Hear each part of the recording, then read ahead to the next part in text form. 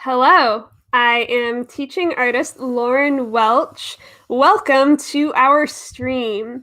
I am here today with Professor Lieu, and today we are bringing back bad 2D compositions. Remember that game we played last week? We're going to play it some more.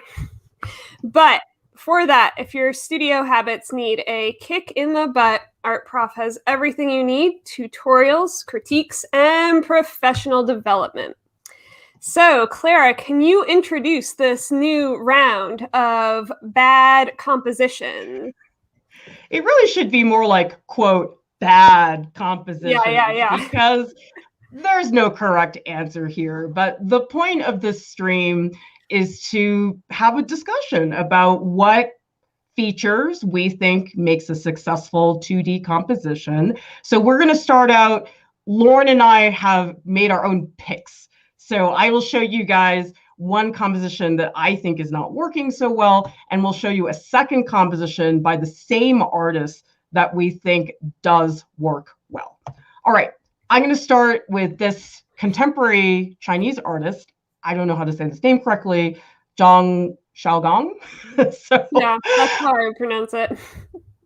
And he does these creepy portraits. You guys should look up the work because it's very odd. And I really like the work in general, but the horizontality of this just drives me crazy. Like, I would not mind the architecture being that way if maybe the figures were a little bit offset, but it's just like one horizontal after another. And I don't see that the piece pushes me in different directions. Do you agree or disagree, Lauryn? I feel so weird about this, Clara. I don't know. I don't know how I feel about it. I definitely see where those issues are. It's super horizontal. My eye just skates right across that bottom tub rim. But there's also something intriguing to me about this stoplight quality of the red face, yellow face, red face, floaty thing. I think that the horizontality of it makes them feel more like these triplets to me, but who knows? I also keep trying to read this as a diptych because it looks like there is a crease in the center of it, and it is so horizontal that that line straight across makes it read even more horizontal, the proportions even more horizontal. So I'm confused. Well, W315 makes a good point that if the artist is going for a sense of discomfort, an uncomfortable composition should reinforce that. Oh, for sure, that is absolutely happening right now. Yeah. But here's the thing, though. I feel like in the other work, like if we go to the next slide, I feel like the artist does create a sense of dissonance, but with a composition that I think is a little bit more active and gets me to move around the page a little bit more. Like this composition I really like because it's eerie, it's uncomfortably still. What do you think? Yeah, it's doing that. We were talking about when is it okay to have a center portrait composition. And here might be a case where it is okay in that you are, or the artist is doing this alienation kind of thing and having that really blurred out family photo, school photo kind of background that goes with it is adding to that. Well, I think you make a good point about those portraits because you know that very like staged, formal family portrait. You go to the studio, they have a backdrop. There is a tradition of that format in family photos throughout history. So I do think that the artist is taking from that, and we do have an expectation for that reason. But then the disruption with the color is just so difficult to look at. I mean, like, I just look at that yellow face and it just makes me think about jaundice, and the redness of the baby almost makes me think about premature babies. I don't know. It's hard for me to look at, but in a good way. Yeah, I think that one thing that we can bring up here is how important the color is to making this composition work. Because if this was just, say, a black and white artwork, maybe say done in graphite and the background was, say, white, I don't think it would work. This isn't really about shape. It is about the colors being used and then the colors that are contrasting or pulling out of that really grayed out world. Aditi Jane says, in this one, I really like how the colors in the kids' faces pop from the parents. It creates more impact. Yeah, I mean, you just sort of wonder what is the commentary there, that maybe the parents are receding and the kids are coming forward. Lily says this piece is really unsettling, but mainly because the background looks like the background they use to take your school photo. So it summons that PTSD for me. I always found those photographers creepy, Lauryn, the school photographers. Oh, yeah, they're just trying to do their job and they have to deal with how many children under the age of 12. I feel a little bit sorry for them. But still, when I was a kid, at least, they would say things like, come on, princess, give me a smile. And that creeped me out. I did not like that at all. Yeah. So Amara says, I see this more of a boy being a black sheep in the family, while the girl is more of a goody two-shoes, traditional older daughter. And Ned is saying none of the proportions are relative. Yeah, what's up with the proportions? Yeah. They're weird. It feels like the two figures in the back, I'm guessing those are parents, they are with the same color as the background, and they are the most unified with the background in terms of size, proportion. So they feel like these two pillars are ghosts that the kids, which, yeah, almost look like they're standing in front of a painting or a photo of their parents. That's where they're emerging from. All right, let's take a look at one of Lauryn's picks. So you said thumbs down for this one. And tell us in the chat, is this a thumbs down or thumbs up for you? Because I'm going to guess some of you guys don't agree with Lauryn, which is fine. That's the whole point of the stream. Oh, I have such a hard time with Mary Heilmann. I think that's what it comes down to, really. This is called provisional painting, and provisional painting is a school of thought where the artists are looking at the failures of painting, are trying deliberately to make awkward paintings. It drives me up the wall. I have a certain obsession, maybe with beauty or hierarchy, that goes towards things that are beautiful and well proportioned, and everything about this that I think is supposed to make the painting succeed within its school of thought, provisional painting, are things that really grate on me the wrong way. And the fact that this red piece is contrasting weirdly against this yellow piece is just killing me. Well, it looks like people in the chat agree, because Dara says it looks like melty ice cream in a stick rendition of the Trojan horse. And Seven Angelic says 2 thumbs down. It hurts my eyeballs. And Elena Johnson says it's just too many things going on in the painting. And Lucia says, oh God, I don't like it. I'm with you, Lauryn. I'm going to trash it too. I do not like this. It's so arbitrary. What is the connection? Is the connection supposed to be red lines? Blot of red, like, where is that going? And then like the awkward yellow going into the big block of yellow. It's so okay. I am going to, because we can all agree, I guess, that we hate this painting or the composition of this painting. I'm going to do the devil's advocate, because this is an educational channel here, where, okay, so in one of my classes, my teacher has told me, I need you to paint something really ugly or trying to be at least not beautiful, because in order to recognize what your value system is, what makes something beautiful or what makes something ugly, you have to get a real understanding of both sides of it. So Mary Heilmann is really pulling on all those things that aggravate us about a bad piece of work and making us pay attention to what those might be. So as far as being an example of a bad composition, it is really good at telling us what those bad things are. Does that make sense? Yeah, I still don't like it. Yeah. Dara is asking, is it a single piece or two separate pieces staged or lighted strategically?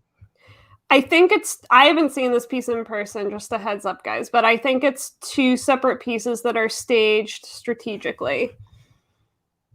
Well, Ned is saying, I like how ugly those yellows are. And Mari says, I'm confused, but it gives it more creepiness for some reason. Vanessa says, it's so ugly that it doesn't fail to, quote, artistically summon strong emotions instantly. My feeling about this piece, though, Lauryn, which I actually think is sort of the most insulting thing I could say, is just, meh. I don't have any feelings towards it.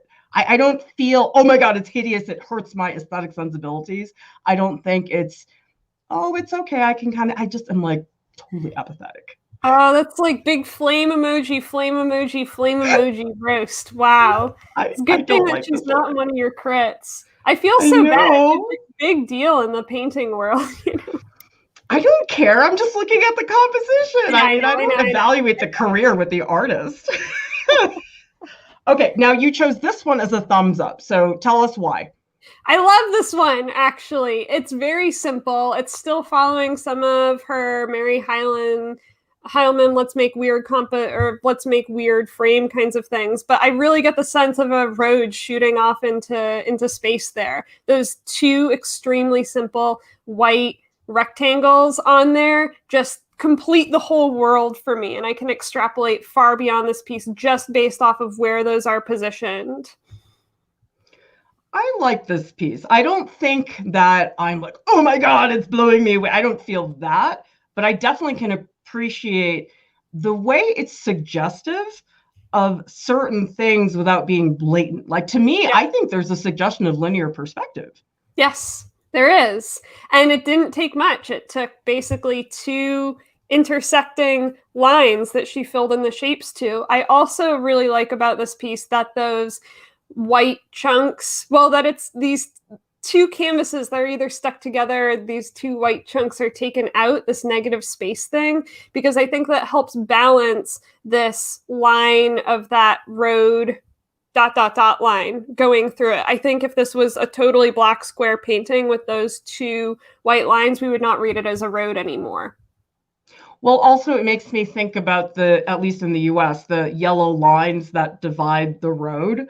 But the thing is, because there's only two white shapes, it's not blatantly showing the road. So I like that it's fairly abstract. You can still create your own narrative. But I guess for me, it's like this piece has something to hold on to. It has something that I can elaborate upon. Whereas what are you doing? So, okay, this is really interesting though, because what people have for reactions for the road piece are Angie saying, meh, it's boring to me, or Angelic Enigma saying this is much simpler and the composition is more interesting, it's a little boring.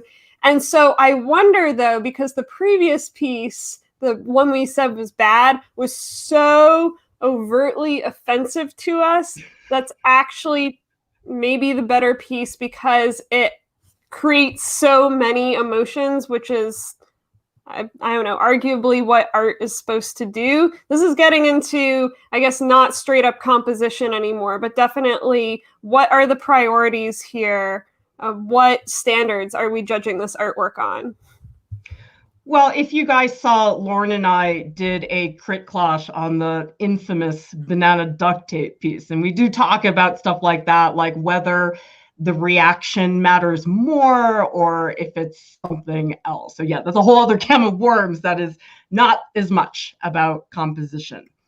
Okay, this is Pontormo, who was a Mannerist painter. Now, Mannerism, I think you do have to understand when it came in history, because there was the Renaissance in Europe, And the Renaissance was all about linear perspective and things being very formal and very tight, I suppose, by comparison. And Mannerism to me was like a reaction to all that. It was like, screw all the linear perspective, the anatomy. Let's just make everything wonky and weird, and everybody looks anxious. Like, I think Mannerism is the weirdest genre in history.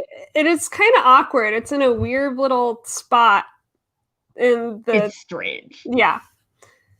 Also, do you notice the guy in the bottom center has like a pink back that doesn't match the face? Yeah, this pink color is really throwing me off. I'm wondering if this is a restoration error or this is a photographic error. I don't even feel like this color existed back then, but who knows? It's gross. So here's the thing. Like, I happen to really like Pontormo's drawings. If you haven't seen his figure drawings, look them up because they're incredible. But this composition drives me crazy because the color is so flat. Like, it's the same blue throughout the whole thing. The figures look claustrophobic. I mean, I don't mind complicated figure compositions, but like the way the sides are pushing in is awkward. And what's up with the random cloud? Pontormo, sorry. I disagree with you a little bit, Clara. I agree with you on one point. Okay. So shape-wise and positioning-wise, I do actually like that part of the composition. I think that the pressing in, the sides pressing in, makes me feel like there is this interaction going on with the figures inside and the edges of the canvas. This is something that I really value in compositions. And I love that derpy little cloud in the left that's just there to fill space. I think it's hilarious. Maybe this is something that's coming from like a contemporary value system of composition, which in painting is focusing a lot on these edges right now. But I do think that the color composition is horrible. There is no hierarchy at all, as you said. Comes off as really flat. Those blues and pinks, if you put this into grayscale, the entire painting would just be straight up the same gray. B says, ooh, I like this. I haven't seen such a fluffy painting before from that era. I mean, people think that stuff from a long time ago is so formal, but a lot of it's wonky and weird. And I definitely think that Pontormo is one of those people. Like Darwin says, Mannerism is basically just when Italian Renaissance artists started appreciating northern medieval styles and calling it their own. Yeah, it's I like that interpretation. It's yep. So bizarre. And then like the body of Christ, it's so lumpy. Like he looks like a pillow. That yeah. I mean, everything feels like that cloud, basically. Christ there is the closest, is like the twin of that cloud, except the body version. Seven Angelic says the figures look like they're wearing spandex bodysuits. It's a very strange painting. It's so weird. But composition-wise, it's 50-50 for me. This is another Pontormo piece, really different stylistically. It's like, dude, you finally learned about value. And so if you look at this painting, I just love the interaction of the figures because multi-figure compositions are difficult. Oftentimes it's hard to make limbs connect in a way that makes sense. But I just look at the weaving of the limbs, like the mother's face on top of the creepy baby, the baby arm hanging over the mother. I just think it's a brilliant figure composition. Tell me in the chat, thumbs up or thumbs down for the second Pontormo piece. Well, we got Slepnir says that they like the previous painting better. And I kind of agree. Only because I feel like this composition is right, technically speaking. It feels balanced. It feels okay, but it kind of then falls into boring territory for me. The only thing interesting is that child's face, who looks very sick there. But that doesn't have anything to do with the composition. I think it does, because the child's eye going upwards pushes you to the mother, and then the diagonal of the neck pushes you to the other baby. I think it totally does. I think it's too safe. I think this composition is too safe. It's also, as Sleipnir says, it's too cliche. It's too much of the era. This is what they would paint back then. Yeah, but you can't hold that against them that every single painting was a commission from the church. I mean, that's not their fault. That is kind of true. Ayane says, I like the previous painting better. The composition's okay, but I don't like the rendering of the figures. I mean, they're creepy. I look at these old paintings, Lauryn, I'm like, have you guys never seen a baby? Like, really? Yeah, the babies, I know that there's a reasoning for this, but I have not looked into it.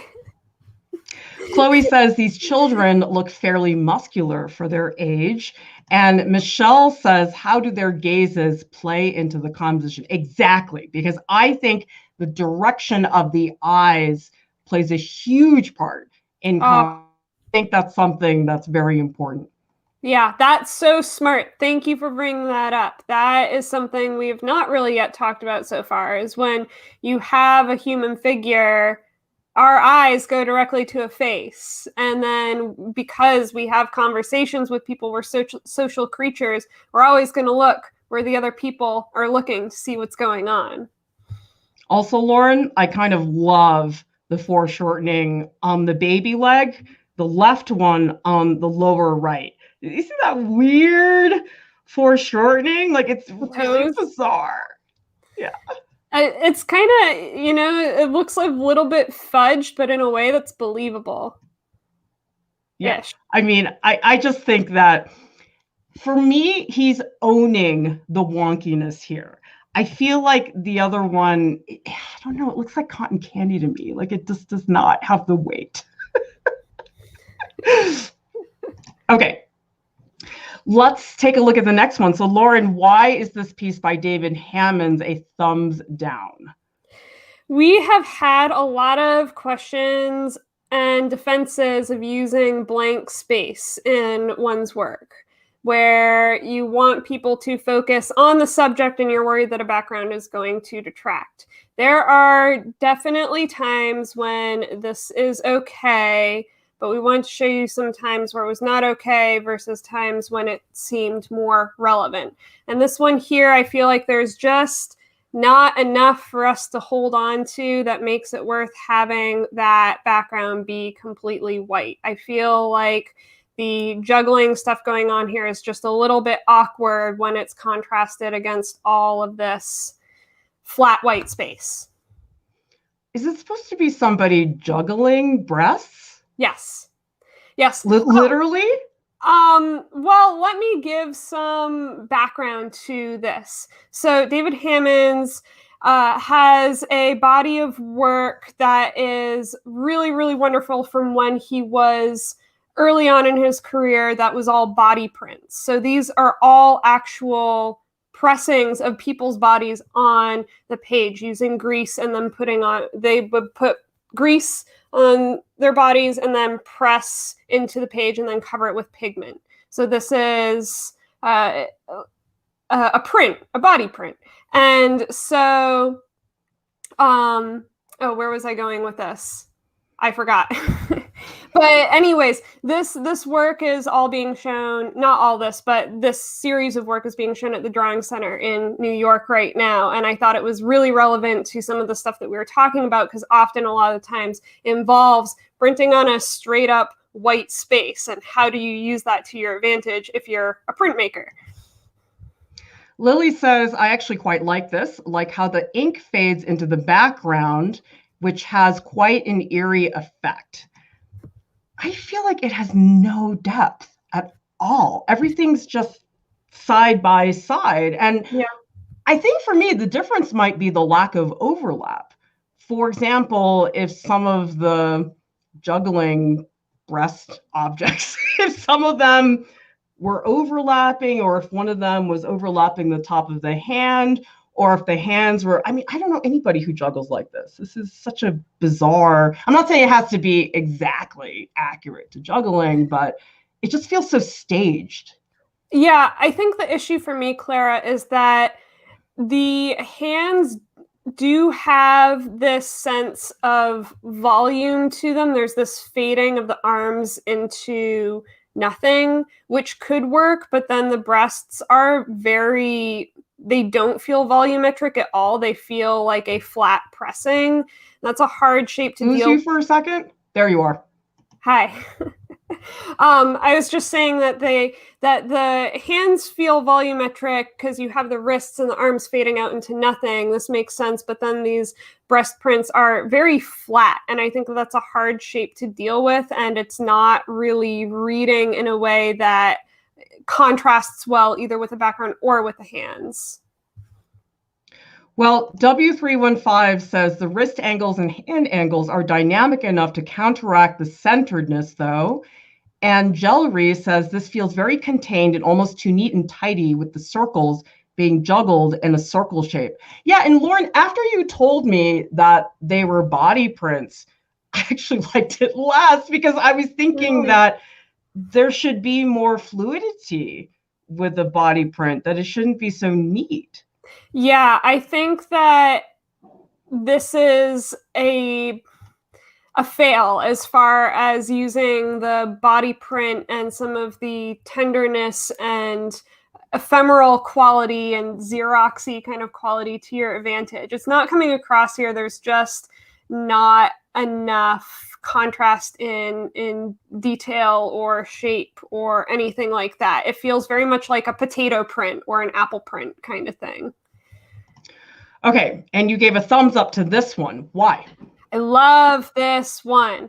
Okay, so you have this figure. Okay, first we're dealing with a piece of paper or a rectangle that is typically, what you would use to make a drawing or a painting on here or whatever. We don't usually pay attention to the rectangle, but this figure in the center is also so rectangular and so uneasily rectangular in itself that he feels squished and contained by this bigger rectangle, the rectangle of the page. And that feels I get a physical feeling from that. I feel claustrophobic. I feel maybe even arthritic. It just has this emotional quality to it, that mirroring of the rectangle inside of the rectangle. Lauryn, is this one a body print too? Yes. Yeah. Okay, I love this. I mean, I loved it before you told me that, but I think the rectangle bottom portion of the figure is brilliant. And here's why. Because it lines up with the corner of the rectangle shape of the piece, but the rectangle is so ghost-like. It's barely there. It's a very, very light tone. So actually, it's not the first thing I look at. The first thing I look at, I get pulled right into the face. I get into the hands. It's a value decision that the artist. And then later I notice the rectangular shape of the figure. But then, I love the center, that suggestion. I mean, that is totally my thing. It's transparent, organic texture and surface. I just totally die for that stuff. Well, I think I agree with you, Clara. I think that it is the contrast of this really organic knowledge that we have of the body. We can really see the body here, that arm, those hands, that face. If you get up close to these, I have not seen this particular piece, but if you get up close to these, you can even see the details and whorls and cracks in the skin and the folds in the clothing, which adds to all of that. But then you have this body, which is contained in this less natural either covering or rectangle or composition, and so you just have these things that are pulling against each other, which is what I really love. Well, and also a lot of people are noting that there are some similarities to certain imagery. Like Lily says, looks like a negative photo. Mm-hmm. B says, looks like something I'm smuggling in my suitcase. And Orangey says, this feels holy. Yeah. And I think that that's all right on the money, in that it reminds you of certain things. And there definitely is this delicate, light, ephemeral quality to it. Like Angela says, I feel like the fadeness of the clothing helps give the piece depth. I think it's really well executed. Yeah. So yes, you can have centered compositions that work, because here's the thing. If we added a background to this piece, I think it would totally destroy the translucency. Yeah, I agree. I think that this one's so delicate, and a lot of these pieces that he's done are so delicate that it makes it okay to say have this blank background. It can serve a purpose, but again, it's very case by case basis. Gil is saying this one has a lot more depth, is using the space in a better way, I think. I also like this one more. Cool. All right, let's take a look at Wolf Kahn, who's a contemporary landscape painter. And so I picked this one as a thumbs down, because here's the thing about Wolf Kahn. And if you guys have not seen Wolf Kahn's work, look it up, because I think he's brilliant with color. I think the color is so oddly, quote, accurate. I know that doesn't make a lot of sense, because obviously landscapes are not this color, but I feel that Wolf Kahn creates a world in his pieces that totally. Yeah, it's super believable. One thing that I really love about him is that it feels, I mean, he's an impressionist. He understands light so well. And so I think in his ability to get the light correctly and the optical mixing correctly, it doesn't matter what these are in real life. It's the memory of these kinds of spaces and the memory of that light that is what carries these pieces. But you hate this composition, and I want to know why. I don't hate it. You make it sound like I have this burning hatred for this painting. I just think it's boring.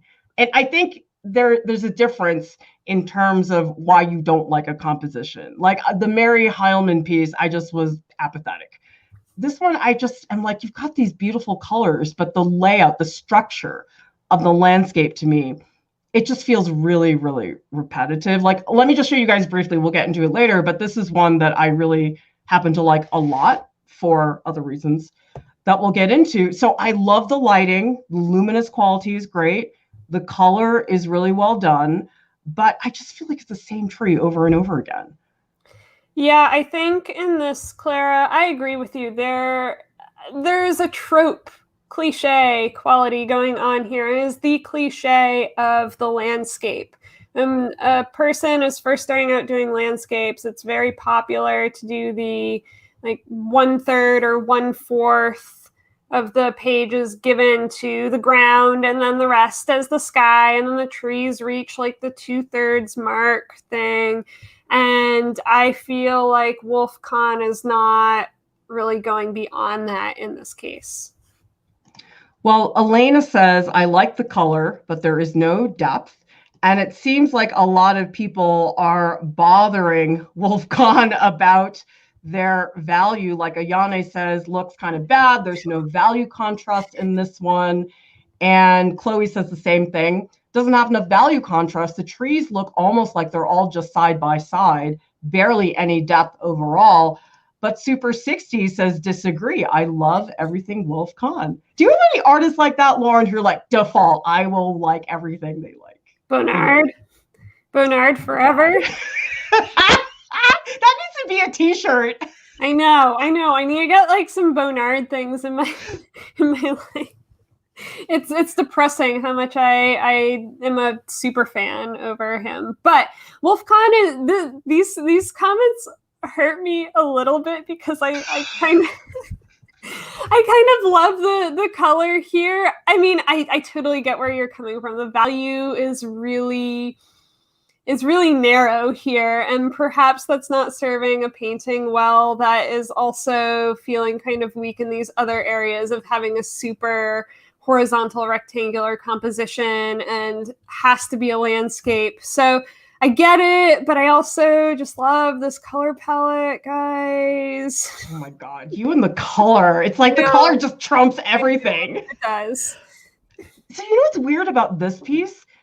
I think the color's okay. It's fine, but I don't love it. Yeah. Although, here's the thing. If you contextualize this piece amongst all of Wolf Kahn's other pieces, it doesn't feel as Wolf Connie Yeah. as his, you know what I mean? It's like, it's a little bit Anselm Kiefery. It's got a little bit more of a darker, which is probably why I like it. But I don't know. It's not a typical Wolf Kahn piece. I think that the composition is, I think it's better. Oh, Clara, this is hard. I do not like this piece enough to give it a full thumbs up here. I think I'm getting lost in these, I guess they're trees, because they have this really all over effect where I don't see a whole lot of depth in them. They feel very muddy, so they feel like one layer that is on top of this purple lined composition. I think the most surprising element is maybe that house in the corner, which reads as a negative space, but it also reads as a positive shape. That is interesting, but I don't necessarily think that the tree layer over top is serving the composition well. I just really like the layering, the in and out of the yellow leaves. Like the yellow leaves on the right, those seem to really like sink into the purple. But then in the upper left-hand corner, they're very bright and luminous, and you can feel the light pushing through those leaves. And so I feel like we talked about depth a lot in the last one. This one to me has a lot of depth, and I think that it's really working. Michelle says, I wonder how much all of these, quote, bad compositions are worth, because if there's demand or buyers, is that actually bad? Great question. What's your take, Lauryn? I mean, we're doing these streams and we have to clarify everything by saying that this is all fairly subjective. There are no hard and fast rules to composition, and also compositions, as we've talked about, are very linked to specific periods of art where one type of composition is appropriate for something. Like you can't have a Mary Heilmann mannerism piece. That doesn't work. I never want to see that. Do not ever do that. But so, yeah, I guess if there are people that like it, that want to buy it, that's their taste. They like that. We could say that they have bad taste, but these things change throughout history, so who knows? Michaela says, yes, the colors are cool and beautiful, but a painting is not only about the colors, I believe. Lauryn, you could put a color study with beautiful colors, but it's not going to have not going to be a very surprising piece. For sure. Well, the way I would say, color is one factor. There are other things that come into play. Like here, we're not talking about the gaze of a portrait because there's no face in here. So there are certain compositional elements that just are not applicable for certain pieces. So that's why this is so complicated to figure out. Okay, Lauryn, why don't you tell us about this artist, who they are? Well, first, we have a super chat donation from Lucia. Thank you so much. Really appreciate it. So Nadia is someone who I found over Instagram who does a lot of figurative type work. And I often really like her compositions, but I do not like this straight head-on one here because I don't think that red curtain has enough going on to really pull me in. I think both having the straight on head composition where it's like right in front of our faces and then having that red basically negative space block feels awkward to me, feels unbalanced. Tell us in the chat, thumbs up or thumbs down for this first painting. I'm almost liking this. I'm very close, Lauryn. Yeah. But there are some things about it that I don't like. The things I do like, I think the red curtain is beautifully done. I love how it begins in the upper left-hand corner. It swoops around and then it interacts with the hand. So that to me is the best part of the painting. And actually, the hair is almost a response to that because the red curtain does this and then the hair comes downwards. So that part of it I like. The hand is driving me crazy though. Yeah, that it looks really like weird. Well, I think I wouldn't mind the style in another context, but it doesn't fit the face to me at all. Yeah, I think that we're reading several different types of painting in one painting and no single one is coming to the top. They're all fighting for each other. We have portraiture, we have this abstract shape, yin yang kind of thing. We have these textural elements that are reading in the forehead and the hair. And then you have this gray strip, which I don't know why it's there. You see that in the left. So it's a bit of a mishmash, which is an issue. Dara is asking, what's up with the third fingernail being red? I didn't even notice that until you pointed it out. It is random, isn't it, though? I think that there is a fair amount of symbolism in her work, but I'm not keyed in to particular elements like that. And Matt says the hand is disturbing. Yeah, because it just looks like it doesn't belong to that figure, although I suspect it does. It's a little bit tricky to know for sure. And Mare says nothing about this makes it look intentional. Yeah. I think it is, but the part that bothers me the most actually is that black stripe in the upper left. Is like, what? Like, it's so out of place. So from what I know of what I've seen of her work is that this stripe thing is particular to a body of work that she has done where it appears a lot and it works in other paintings. It does not work in this because this is trying to read as a traditional portrait, but it also wants to be all these other things. And here we also have that gaze thing going on that we were talking about. We have a head-on gaze here. So our eyes are locked with her. And so even though there may be these other elements that are trying to do things, we're mostly stuck on this gaze and looking at this face.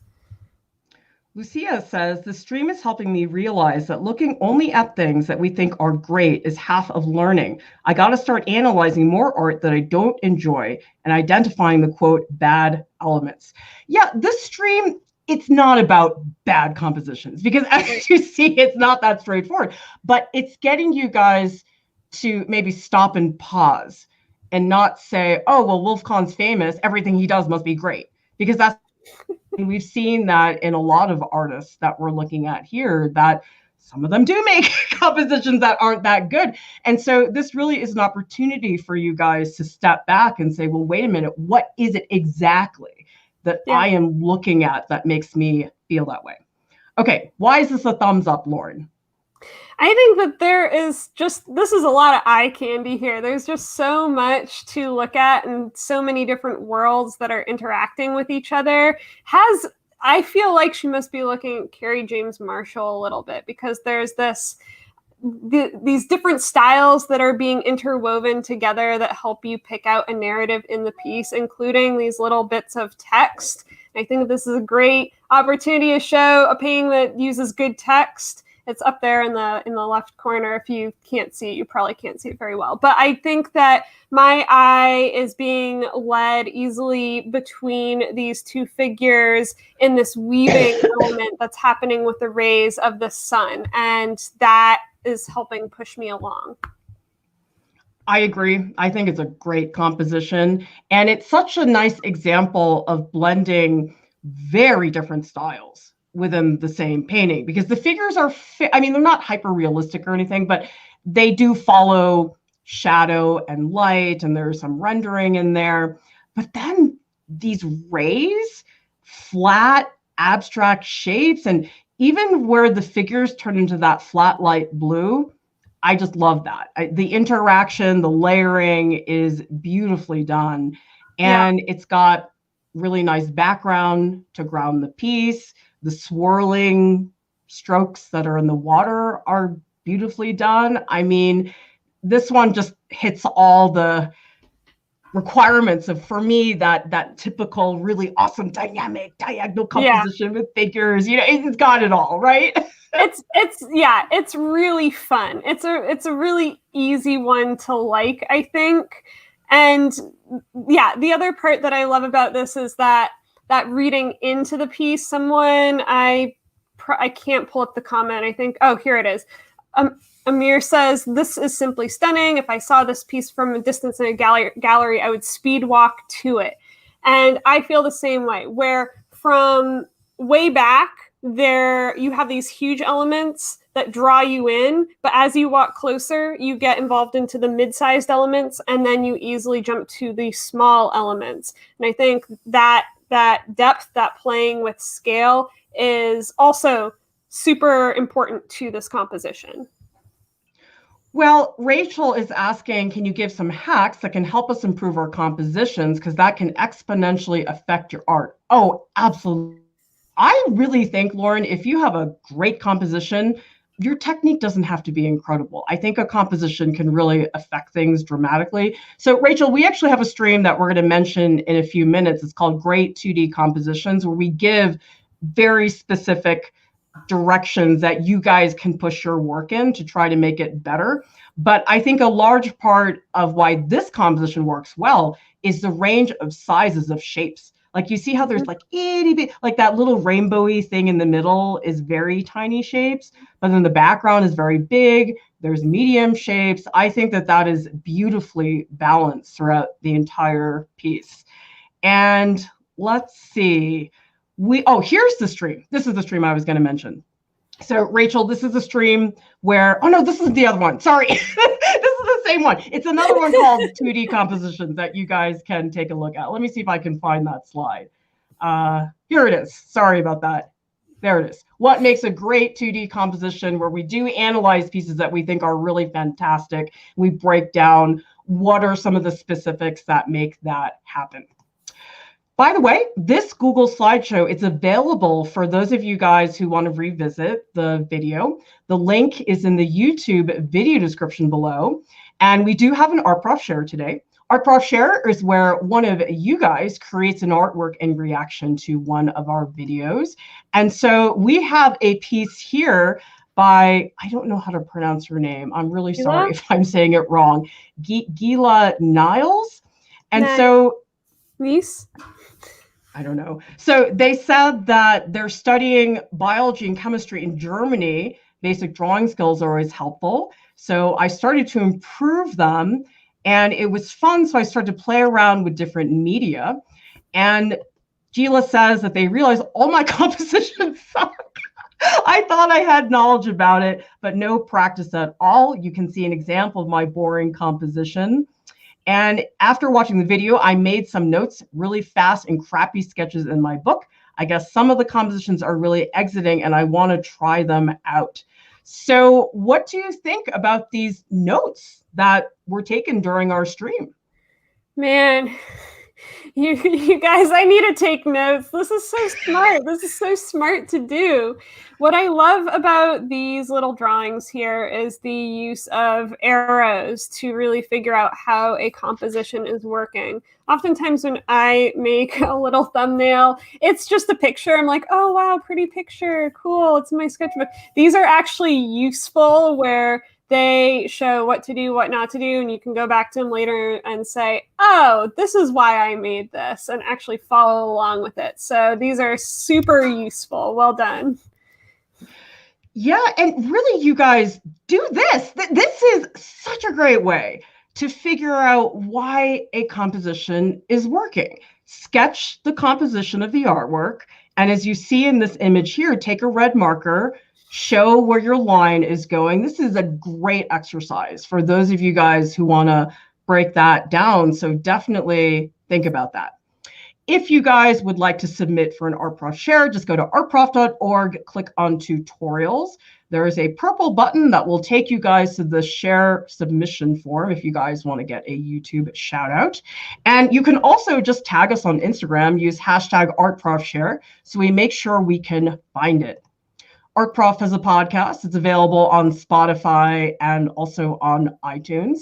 And in a few minutes, Lauryn and I will be hanging out in the Art Prof Discord. We will be in the post live streams channel, so we can chat more about how wonky Pontormo is. And subscribe to our channel so you can continue to grow and develop as an artist. And a big thank you to our top Patreon supporters. Lauryn, look at our second slide. Oh, the second slide's gotten so long. It's like doubled. It's amazing. We're so happy about this, you guys. Thank you so much. We cannot do this without your support. I would love to fill up the rest of that second slide. So anyway, you guys, thank you so much for watching. We'll see you next time.